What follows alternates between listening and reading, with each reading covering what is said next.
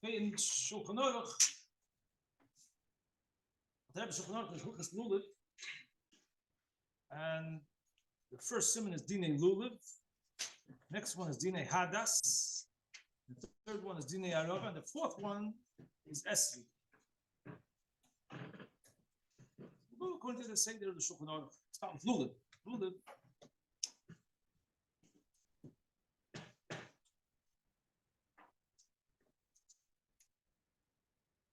So there's a few points about a lulav.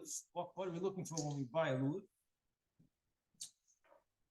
It says mitzvah min hamuvcher that the leaves should be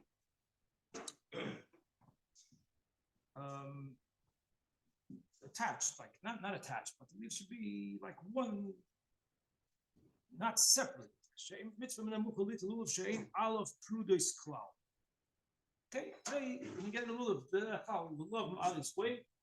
The lulav stays on the tree longer, then it starts to separate a little the leaves. But that's one thing we're looking for a lulav, that the leaves are together as one on the lulav. She'alav dvukim usmuchim zeh lo zeh.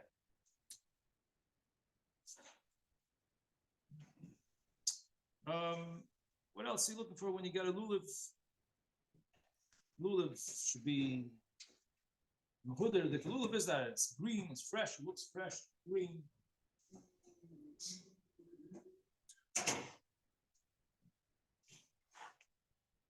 The main thing that we look for is a concept that's called a lulav hasholim, complete lulav. What does it mean, a complete lulav? Lulav hasholim. Lulav hasholim means that the Allah hoem tsoi, middle top leaf,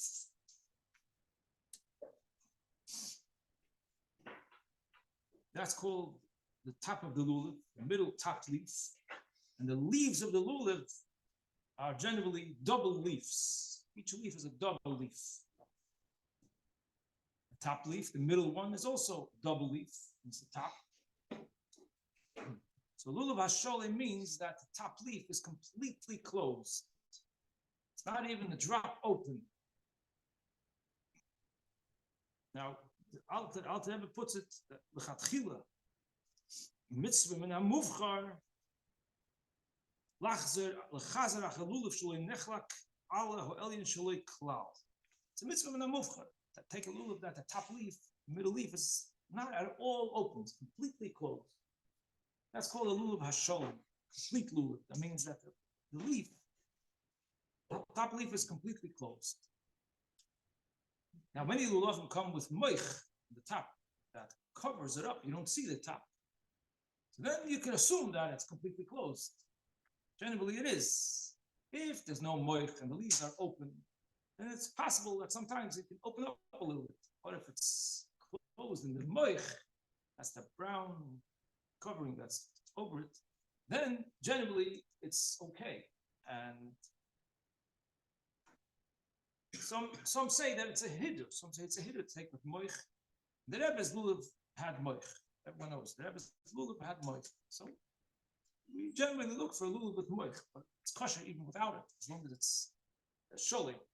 That means the top leaf is not split at all. But this, it's important to say, this is only a mitzvah min hamuvchar. The top leaf should not be split at all. Mitzvah min hamuvchar. But it's kosher even if it's split and open, as long as it's not more than half. It's still kosher. But they have it. In other words, you took it, mitzvah namucher is to take a lulav that's closed completely. But it's kosher even if it's open. So it's not a trap that if it's a little open, the lulav is possible. No, lulav is kosher. But it's a mitzvah namucher to look for a lulav that's completely closed. If it's open until half of the length of the leaf, it's still kosher.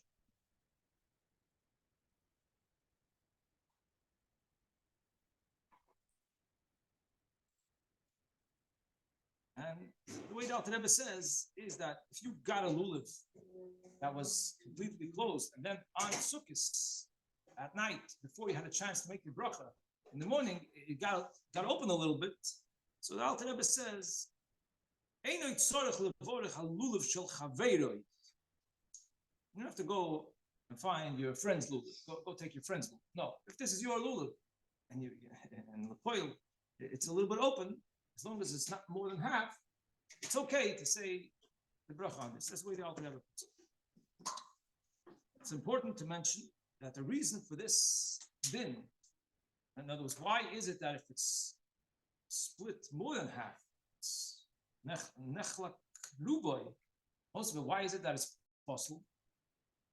So the reason is because it says ulekach tem lochem. We learn from the word ulekach tem, it's as if we would say lekach tam. It has to be tomim, tmima, kicha tama. It's to be complete lulav. Tama means complete, whole, complete, and this, the alohem tsoy, is like the peak of the lulav, top, and that's where you could see. It's noticeable more. So if it's open a little bit, it's not called lekicha tama. That's the reason why it's possible if it's split more than half. But the Alter Rebbe clarifies it later in Siman Tov Reish Mem Tes that this psul of lekicha tama only applies on the first day of Sukkot and in Chutz La'aretz and Yom Tov Sheni. But on Chol HaMoed, this psul is b'chlal not relevant. So that means if you have a lulav and you're ready, lulav sholim, or if something happened to your lulav, let's say your lulav became possible and it's Chol HaMoed, you need another lulav. Now you don't have to look for a lulav that's closed. Even if it's completely open, it's perfectly kosher. Chol HaMoed, lulav that's split even completely, the top is kosher l'chatchil. What psul would it have? Niktam roishoy. Niktam roishoy is possible mishum hodur ein zeh hodur. It says creates hodor. We learn that all the dal minim have to be mehudur. Hodor is possible. If something is not hodor, it's possible the whole surface. So that's another psul that's possible by a lulav. Niktam roishoy. If the top is chopped off, a tiny piece of the top is chopped off, but it's noticeable. You see that it's missing a piece. That's possible. It's not hodor. That's possible whole sukkahs.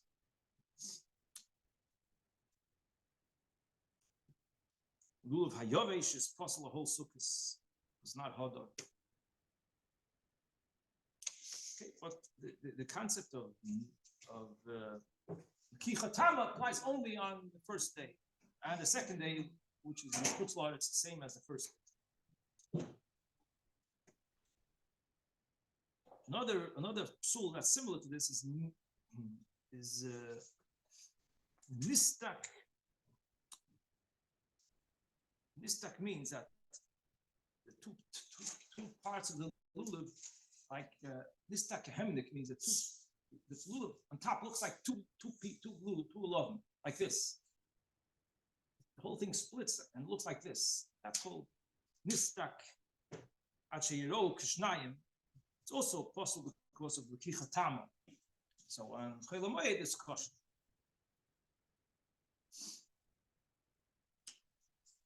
Another point in the lulav is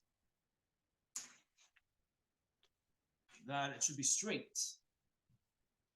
Should be straight means that the lulav itself should not be bent. The lulav should be straight. It shouldn't be like that. The lulav shouldn't look like that.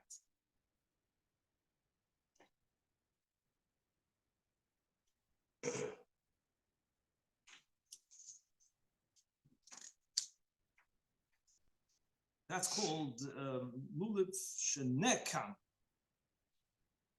It's crooked. It became crooked. It's not straight.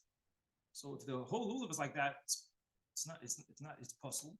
The only type of nekam is kosher is if the middle of the lulav bends towards you.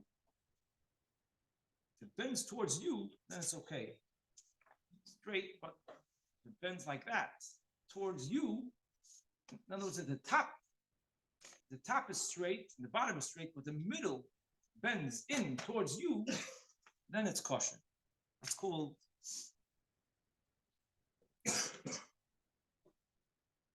nekam la'achurov, l'tzad ponov, kosher. But this is only the emtzeisa. Not that the whole lulav is bent, but the middle of the lulav curves. The middle of the lulav curves towards you, it's good.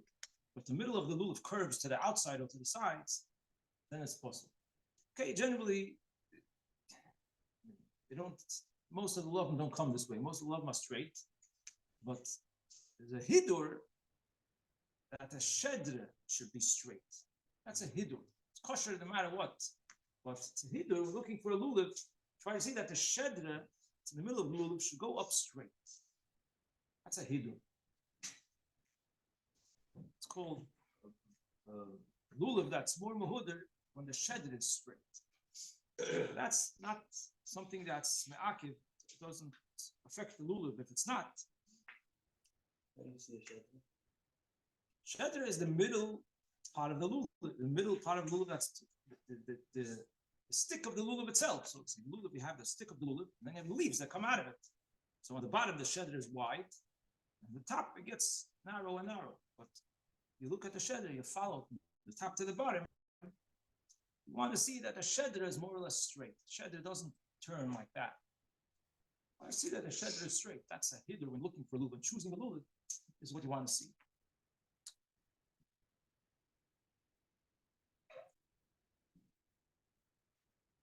There is a concept of the top of a lulav that's called kneplach.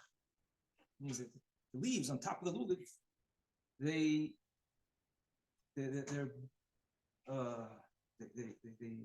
go over in a round shape. Top of the lulav, mamish the top, the leaves don't come straight to a tip. On top, they bend over a little bit, like roundish.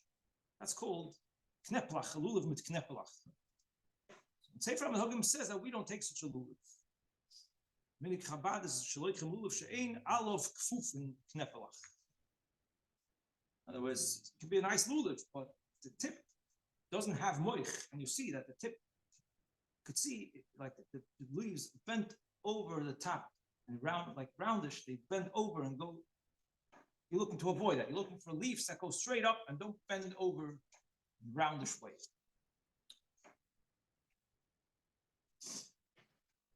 How big does a lulav have to be?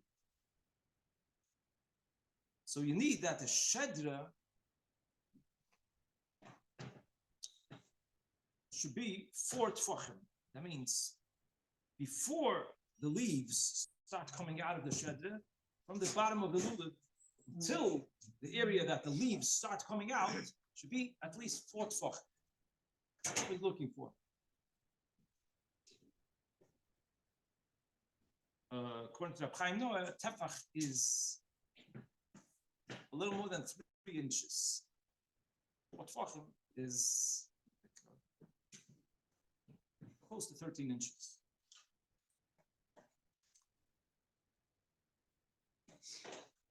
Why does the lulav have to be 4 tfachim high? So it says because the shedra of the lulav, before the leaves start coming out of it, should be higher, should come out. After the hadassim and the rovas end, there should still be shedra coming out, another tefach, before the leaves of the lulav start coming out. So the shira of hadassim and the rovas was 3 tefachim. The height of hadassim and the rovas is 3 tefachim. That's the minimum shira. And so from the bottom of the lulav, you're going to have 3 tefachim for the hadassim and the rovas, and then you need another tefach of the lulav, of the shedra, before the leaves start coming out, that comes above the hadassim and the rovas. So many lulavim are tall lulavim that have more than 4 tefachim. But in any case, when you put the hadassim and the rovas on the lulav, you should make sure that after they end on the top, On top of the Hadassim and Arobis, the lulav still continues a tefach without any leaves coming out of it.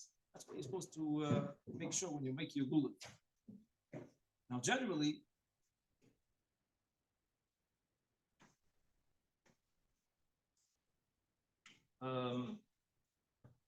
Hadassim and Arobis might be longer than 3 tefachim. So if you need to, it's okay to cut them on the bottom. And cut off part of the Hadassim and Arobis on the bottom to make them shorter. It shouldn't be too much more than 3 tefachim. You know, as if your lulav is smallest lulav. You don't have, if you can put the way your Hadassim and Arobis come, you won't have a tefach of the shedra of the lulav coming out. Then you take a tape measure and measure the Hadassim and Arobis. If it's more than 3 tefachim, you can cut off from the bottom part of it to make it smaller, that it shouldn't go so high on the lulav.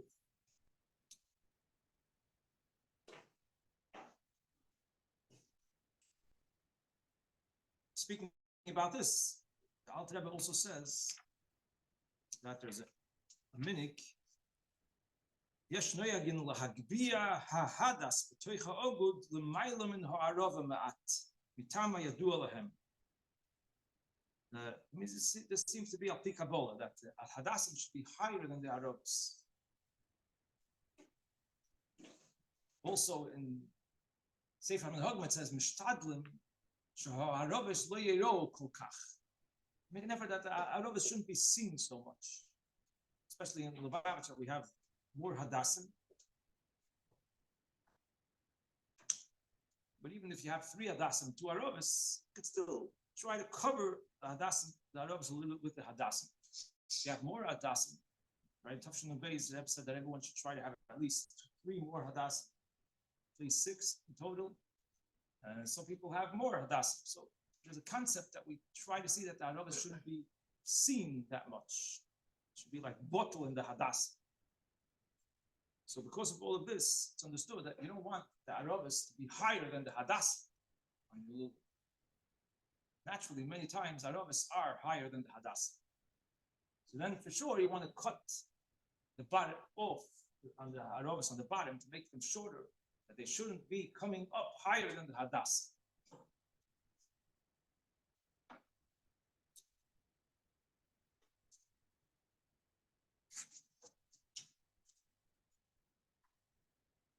Okay.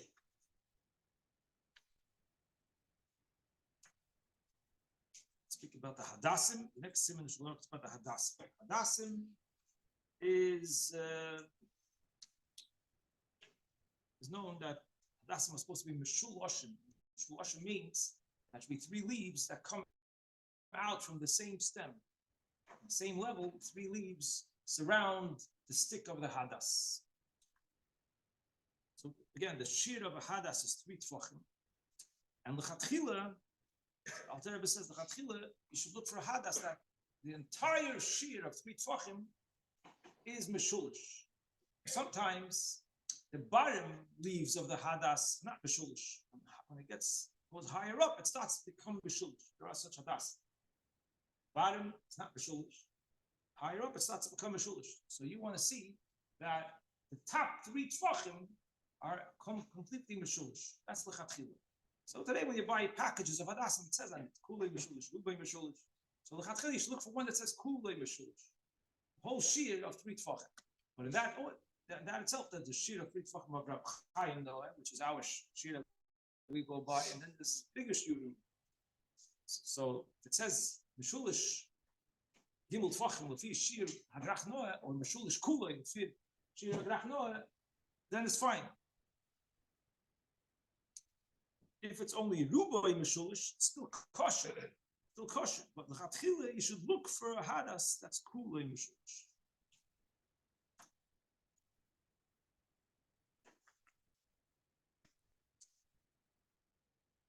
Okay, it speaks over here about if a hadas gets dry, if it dries up. If it's yabesh, it's possible. But yabesh means that it changes color, it loses the green color, gets like whitish, and it becomes crumbly. Today, we don't have this issue. Hadassim, you buy hadassim, keep it in the refrigerator, and then you put it in your lulav, keep it in the plastic. Hadassim lasts. Hadassim don't become yovish today.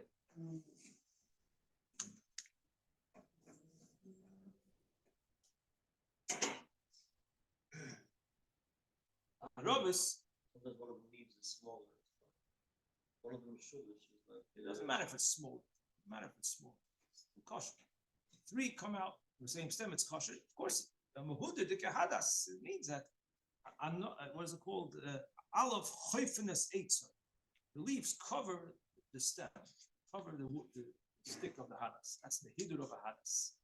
Olive choifenes eitzer. So you want to look for a nice hadas means that the leaves basically cover the stick. You don't see parts of the stick that's not covered with leaves.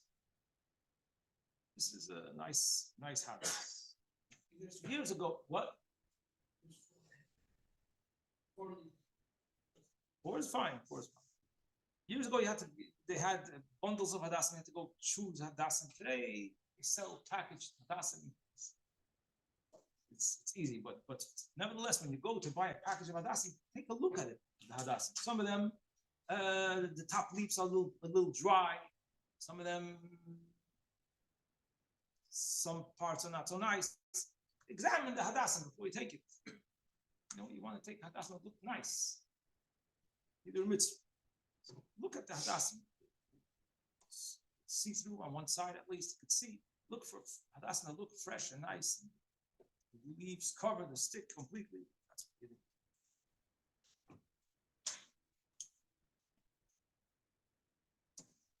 do. Arobis. Take only 2 arobis for the lulav. And by arobis, if the top is cut off, top of the stick is cut off, it's possible. By hadassim, also, obviously, it's a hadassim is not as strict. Al-Rebbe says by hadassim, there's different opinions. If the top is cut off, but the leaves cover it, could be it's okay by hadassim. But nevertheless, don't take a hadas that the tip is cut off. But arobis, mamish possible, if the eitz atzmoi is cut off on top, it's possible. So Al-Rebbe warns over here that if the arobis are too long, be careful that you shouldn't cut them on top. Elalamata, don't cut them only on the bottom. Don't cut them on top.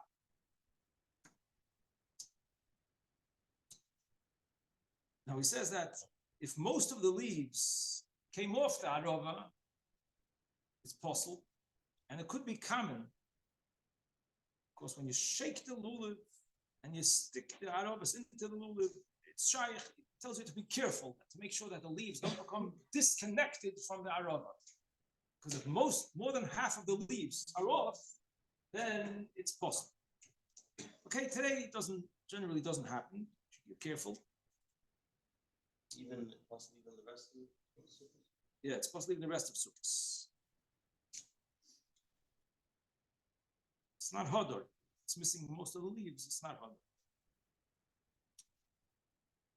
Now, the Alter Rebbe says though, the lechatchila in efshir bekal limtzoi shleima sheloi noshnu me'aleha klum shehashleima hu mitzvah menamuk. Mitzvah menamuk, if it's possible, take an arava that's not missing even one leaf. This is what he says by aravas. So You change the mouth right on.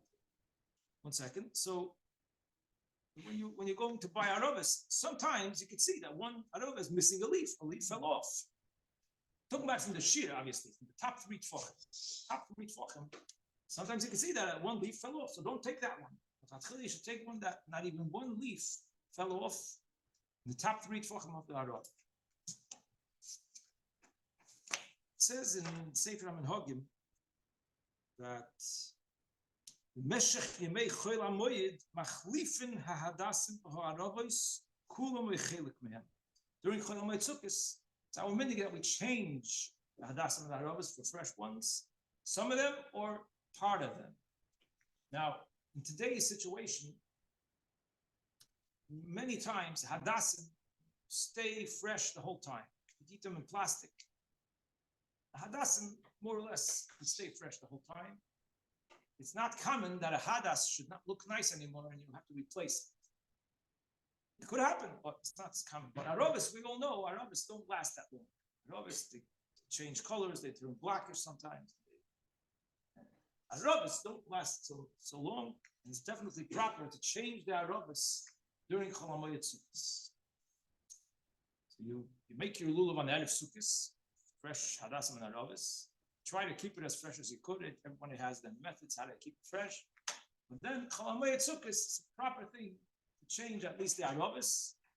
Hadassim also, you could, if you find that one of your hadassim is not so nice, but I would say that since we have more than 3 hadassim, so at least 3 are going to be nice, and you're still going to have three nice. Generally, you're still going to have 3 nice hadassim. It's not as important to change the hadassim, but obviously, when there was no plastics, then even the hadassim did not remain fresh so long on the lulav.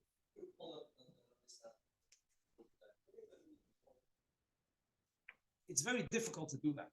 If you want to, that it shouldn't lose any leaves. Yeah, if you can do it, it's fine.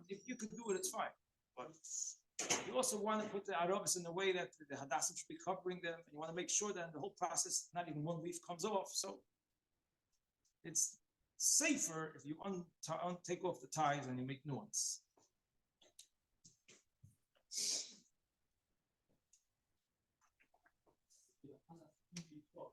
What? The Rebbe says, Shomati hoirois la'anoshim shoinim, to take 4, 12, 13, or 26. But I did not hear to take 9, 68, or 69.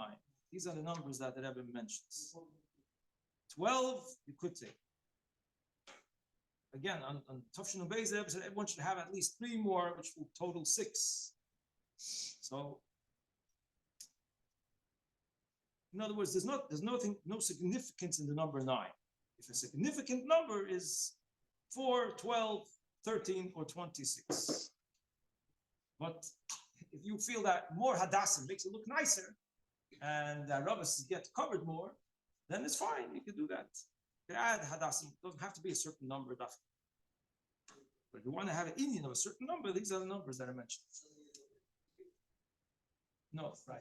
4 is 4. 12 is not. Yeah, 12 is, but 4 is not. 13. Okay. Okay, obviously, when you're going to make the lulav on Erev Sukkot, our meaning is that we make the lulav in the sukkah, right? You make the lulav in the sukkah itself. That's where we prepare the lulav on Erev Sukkot. And you should take out a Sefer HaMenhagim. When you do it, take out a Sefer HaMenhagim and see what it says, where you put the 2 rings, and what you do. It's a good thing. Take out the Sefer HaMenhagim to make sure you do it right when you make your lulav. Basically, you make 2 rings on the lulav itself, and we make an effort that even the top leaf is going to be covered with the hadassim and arobis at least a little bit. And then we do 3 rings around the hadassim and arobis. The 3 rings should be the meshech tefach echad. Within 1 tefach should be the 3 rings that we tie the hadassim and arobis to the lulav.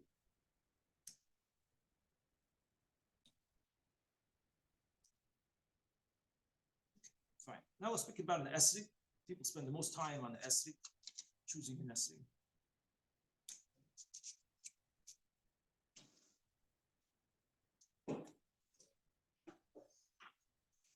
So, esrog. What are we looking for an esrog?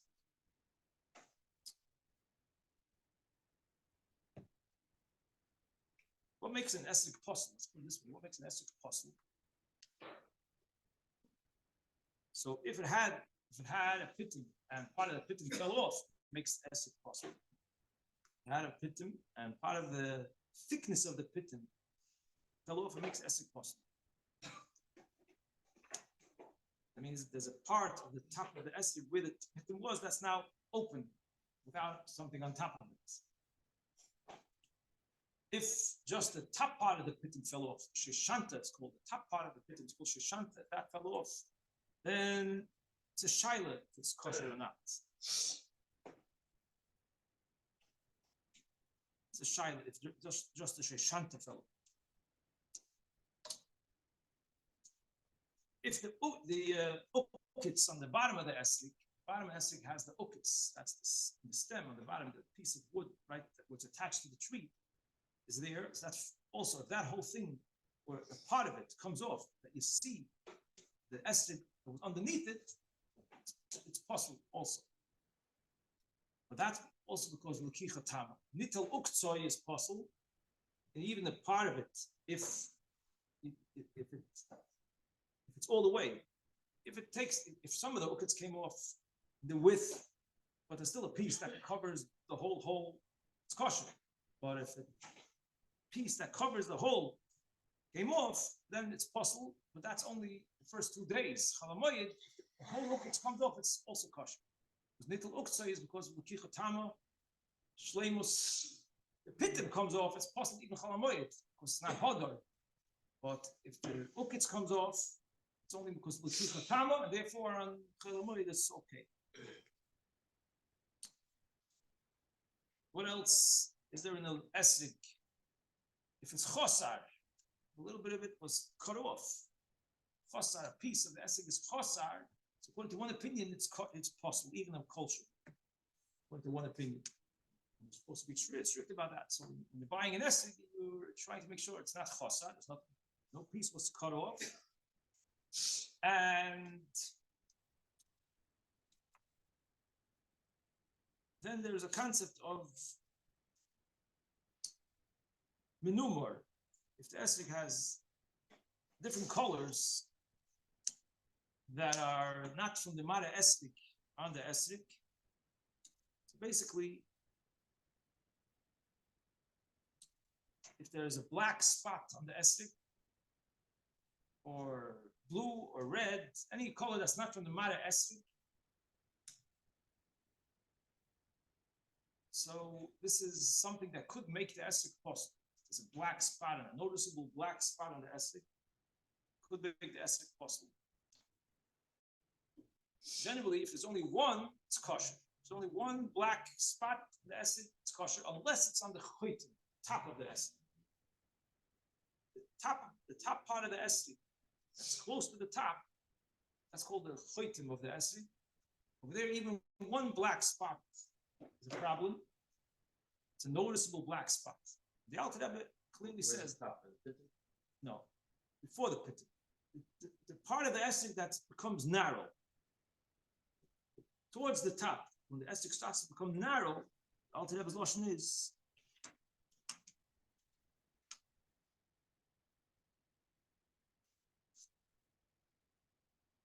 Shemishom maschil lehiskatzer ulehischadeid. Starts to become smaller and sharp. Schadei. It starts to become like a sharp. It gets a higher part of the esrik that becomes narrower. That's called the choitim. And over there, even one black spot that's noticeable is an issue. But the Alter Rebbe says like this: V'hu sheyiyu nidin la'ayin kishaoichzoi biyodoi. V'loi sheyehi tzorich lehosim ein iyunoi alehem ad sheyirin. It has to be nideh l'roiv b'nei odom b'hashkafa rishon. Means you should hold it in your hand. You shouldn't hold it by your eye. Hold it in your hand normally, like you hold it in your hand. And you look at it. If you see it right away, without having to look very good, that's called a black spot that on the choitim, on the top part of the esrik, is a problem. And if it's on the bottom part of the esrik, not on the top, on the rest of the esrik, so the Alter Rebbe says that if there's two of them and there's space between one and the other one, it already can be a psul. It's two black spots on the esrik that are not attached. This esrik color between them, that already could be poistul the esrik. It's not being hodor. So you want to make sure that the esrik doesn't have 2 black spots lower down and not even one black spot on top, if it's noticeable when you hold it in your hand, then you shouldn't take such an acid. No, this is not hodor. What?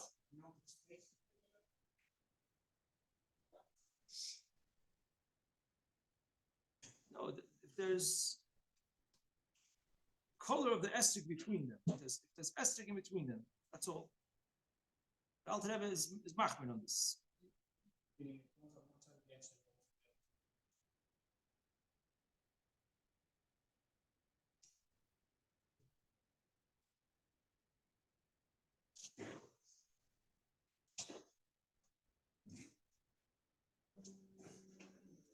There's two opinions. Basically, there's two opinions, and one opinion holds that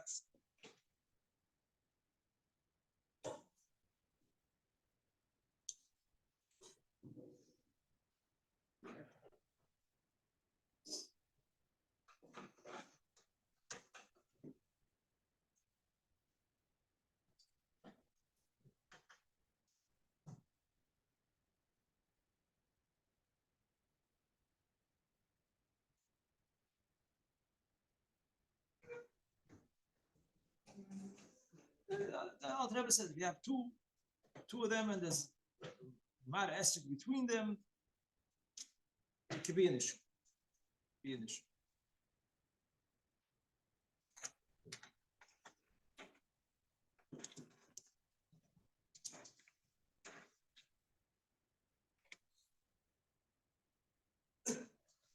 If it's in one spot, chazazis, even if it's a big chazazis, if it's only this, there's a black spot that's in one spot, a mist-colored color on the estig, not the proper color, that's in one spot. So if it's only on the meat of the estig, it's okay. What if it's in two areas, and between the two areas, there is at least enough regular estig color, enough to be able to put there a little dot of the color that's no good, then it's already possible. So you should try to avoid this. An estig has two is an issue. So you're looking to get an estig that doesn't have two big spots. Some achronim say that if the spots are all the way on the bottom of the estig, near the ukits, that's okay because you don't see it. Bottom, all the way on the bottom, under the estig. Some say that over there spots are not a problem. So you can rely on that. It's known that in the Babich, we look for nice giggle in the estig. Nice, beautiful estig. The estig should be nice, it should be straight, shouldn't be crooked, the ukits should be shekeya, the bottom of the ukits should be sunk into the estig, shouldn't be the bottom part should be sinking into the estig from bottom up. The bottom part of the estig. The top part of the estig should be straight. Tip of the estig should be more or less in the center. This is what we look for. This is called a nice giddle in the estig. What is common in the estig is something that's called a blatt fleckel. We call it a blatt fleckel. What? Lines. What kind of lines? Yes, lines. The color of the estig is fine. It's the color of the estig. It's nicer. Bleatus, it's called bleatus. Yeah, bleatus means an estig is different than a lemon. A lemon is smooth. An estig has little. Estig has bleatus. That's what it means. That's what it's called. Bleatus. I mean, that's a bunch of little pieces. But you look nice. You look even and straight. That's what you're trying to find. Now, there's a concept of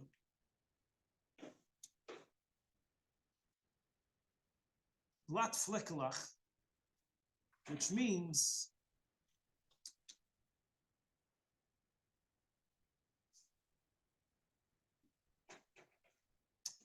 that when the estig is growing on the tree, the leaves could rub against the estig and make a spot on the estig. This spot on the estig looks like the color of trees. It looks like the color of trees. It's brown, beige, light brown, beigeish color. This is very common on Israel. It's called a blatt fleckel. Alter Rebbe calls it blatt moil.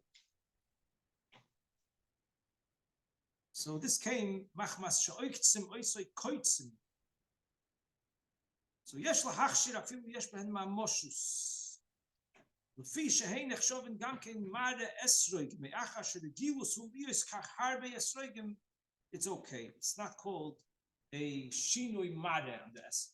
So most esrogim, many esrogim have these little blatt flecklach. Blatt flecklach means it's like a stain on the esrog. It's not the color of the esrog, but it's natural thing that takes place in the growing of the esrog. It's not a fault of the esrog. It's a natural thing that the branches and the leaves scrape the esrog, scratch the esrog here and there, and it makes this little type of mark on it that grows, keeps on growing that way, and therefore you see these things.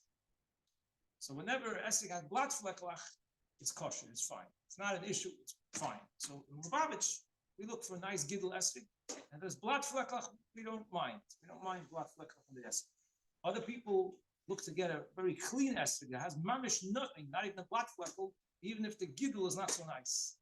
In Lubavitch, we look for a nice, beautiful esrog, the gidel, and the blatt fleckel is not an issue, it's not a problem. And even if it's on top part of the esrog, the blatt fleckel, it's also fine, it's okay. It's not an issue. It's a nice gidel. Esrog, even if there's a small blatt fleckel on top, it's still okay, it's still fine. It's not a reason not to take it. Some people, they have a preference that they want that the top should be completely clean, it shouldn't even be blatt fleckel, but it's not officially an issue. It's not officially an issue. Blatt fleckel, the Alter Rebbe says, is kosher. It's not called shinui mare. Nechshoven gam kein mare esrog. Alter Rebbe says. What? The black spot came on the esrog as a fault. It's a fault in the esrog. These are not black. These are not black. These are beige color. It's a beige color of or brown. Brownish is also good. Brownish is also a natural color that can come from the blatt flecklach. Brownish and beigeish, that's the color that's blatt flecklach that are okay. So you can have them in many different shapes. But once you get to know what it is, and if you have a suffix, people who deal with esrog, they'll be able to tell you right away if this is a blatt fleckel or not. Blatt fleckel is not something you should make an issue out of, generally.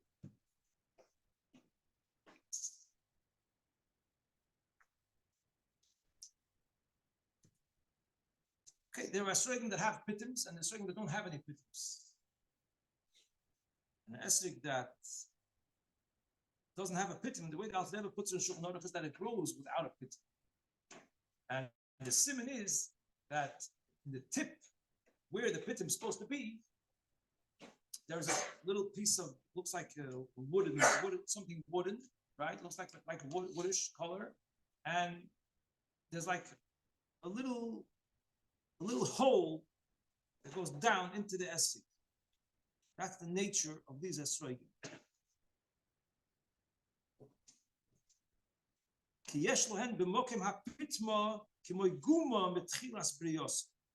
Instead of a pitim, it's the opposite. There's something that it goes like a little bit in the top of the esrog.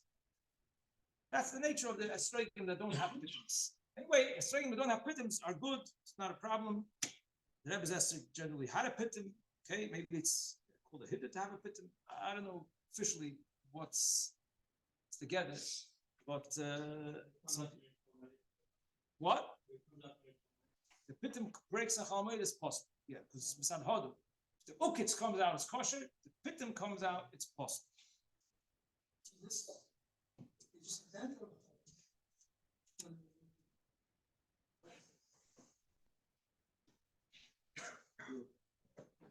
Again, kimoy guma. Sheyesh len b'mokem hapitim kimoy guma metchilas brios.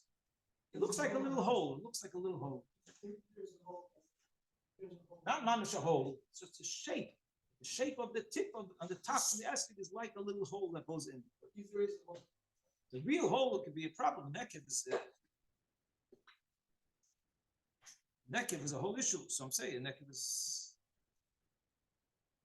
different opinions. If it has a hole, okay. What about the size of the estig? To go big? Well, estig has a certain shear, how big it has to be, and bigger than the minimum shear is called the hidur. But it doesn't mean that it should be extremely big.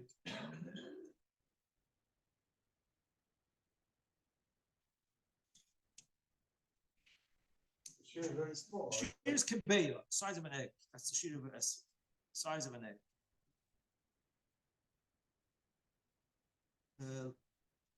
Ein shir legoidel estig lemayla. Shafilu hu godel kol kach at shenitl ala kosif is it kosher. Even if you have to carry it on your shoulder, it's kosher. No shir, but you could say that a small estig like the size of an egg or a bigger one, bigger is nice. Yeah, if it's nicer, it's Indian to be bigger. It doesn't mean very big. Some people like a very big estig, but not a very big estig. It's nicer than a nice size estig that's not very big. Depends on your preference, what you like.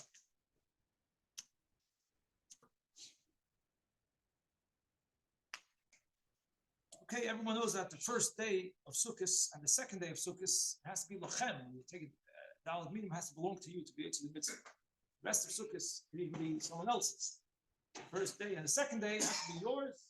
Therefore, if anyone who's using someone else's lulav and estig, you say matana wanas lahachsir. Make sure that the person tells you it's given to you matana wanas lahachsir. So therefore, when you get it, it's yours. It says l'kachtem lochem. Then there's a discussion in Shulchan Aruch about children under bar mitzvah.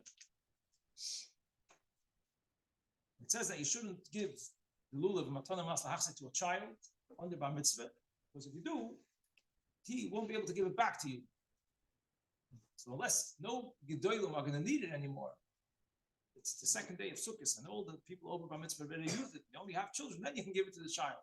But before then, you can't give the lulav and esek to the children. They cannot be koining it, because if they do, then there's no way they can give it back to you. A godel gives it back to you, becomes yours again. But a cotton gives it back to you, it doesn't become yours. So therefore,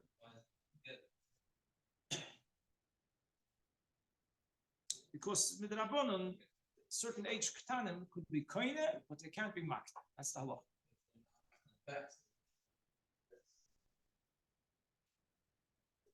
If you say I'm a nas lahachse, you mean okay, fine, but you're not accomplishing anything though. Not accomplishing anything. Shulchan Aruch says you shouldn't give it to them. Likni inish, shouldn't give it to them as a maton. If you say I'm a nas lahachse, and since they can't, maybe it's, but it doesn't accomplish anything. It's not going to become theirs. Al kaponim. So if you want to be, some people, mitzat the mitzvah of chinuch to be mechanech as a child, only by mitzvah to do the mitzvah of lulus. Some people get the minim for the children, but most people don't do that. And we hold that you can be mekayim the mitzvah of chinuch without a belonging to the kohen. That's what's accepted by Chassidim generally. Again, you give it to the child, but you're not makne to the child. You let him use yours. The din of lochem is not needed for chinuch. That's what is accepted. First, they also that children under bar mitzvah, if you don't have a separate lulav and esek for them, so you give them yours, but not that it should be theirs. You just let them use yours for the mitzvah. That's all. You let them use yours, but you're not giving it to them. They could make a bracha. It doesn't have to belong to them. This part of it doesn't. It's not a t'nai in the chinuch. The chinuch is that he takes the lulav and he shakes it. It doesn't have to. This detail, it has to be his. That's not part of the mitzvah of chinuch. That's what some place can say. What? Woman over bas mitzvah could be makna as well. Sure, you give it to them. Give it back to you. Yeah. They can only make a bracha if it's theirs. Woman over bar mitzvah can only make a bracha if they're doing a mitzvah. A cotton makes a bracha mitzvah chinuch. It's different. But a woman over bar mitzvah, not mechuyev in the mitzvah, but if they want, they can do the mitzvah and make a bracha, but only if they're doing the mitzvah. The mitzvah is only if it's going to belong to them. So women also and girls over bas mitzvah, you do give it to them at tonam Halachos.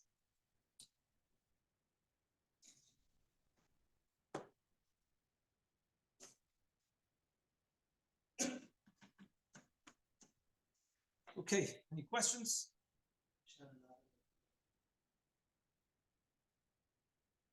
Shana Rabba what?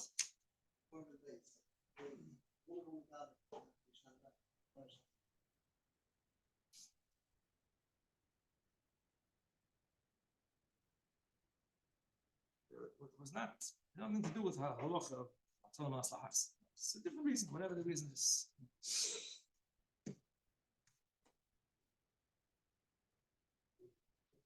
Why the Rebbe's lulav nesting is only available for the woman and Shana Rabba? I don't know. I don't know the reason for that. No. Women are not chayiv and shofar and not lulav. It's called mitzvah seser as a mangrama. They're not mechuyev at all. By shofar, the Alter Rebbe says, "Afal b'shaloshim turos."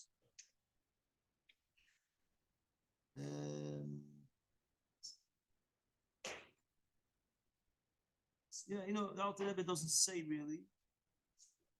Even by shofar, he doesn't really say that Noshim accepted to do this. He says they could. But in other svarim, I think it says that Noshim accepted upon themselves to do shofar.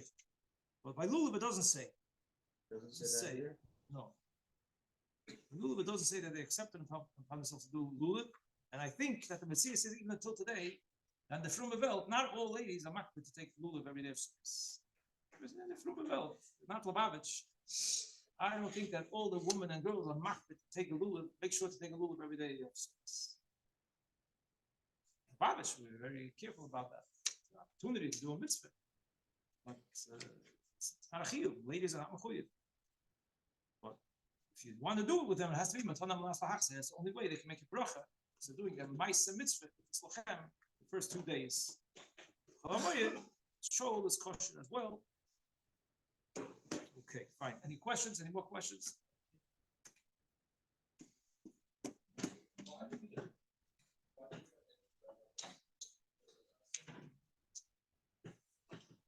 Well, it says that right? It says in the Minhagi Chabad that one that the Aravis shouldn't be so visible. Now the Aravis represents, right? It's known. Different types of people. Aravis represents the types of nevertheless, when you tie them together with all the other ones, they also become elevated. So there's an Indian that should be Aravis should be bottled in the Hadassim. They shouldn't be so seen. That's what it says. So that's why you have extra Hadassim. It makes sense. Extra Hadassim. So that Aravis should be more bottled. But I think also a Hadas is a beautiful item. Arava is not a beautiful thing. Hadas is a nice thing. It makes the lulav look nicer. You have a lot of Hadassim. It's a hidur. It looks nice, but gosh means lulav full of Hadassim is a beautiful thing. If you have a bunch of Aravas, it's not true. Not that accomplishment.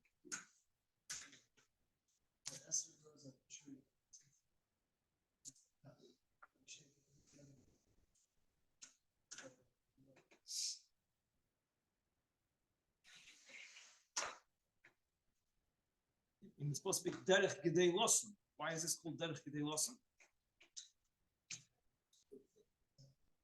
I think because it grows out of the tree.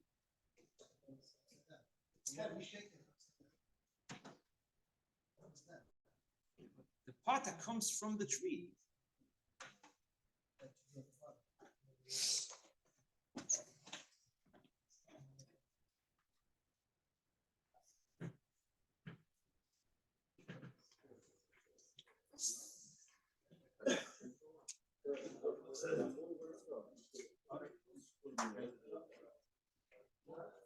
Meyer?